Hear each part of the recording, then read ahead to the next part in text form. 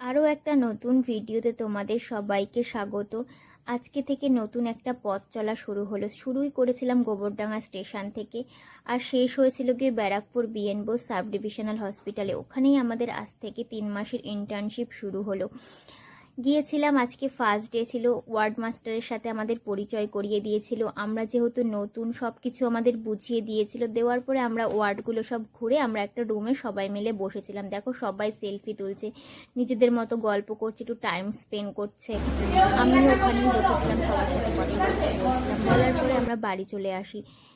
Barrackpore hospital থেকে স্টেশনের দূরত্ব বেশি না, হেঁটে গেলে মোটামুটি 10 থেকে 15 মিনিট। আমরা সেই রাস্তাটাই চিনে নিলাম সবাই, কারণ সবার বাড়ি এদিক ওদিকে, কেউই ওখানে থাকে না। তাই রাস্তাটা চেনা খুবই প্রয়োজন, কখন কি দরকার পড়ে বলা যায় না।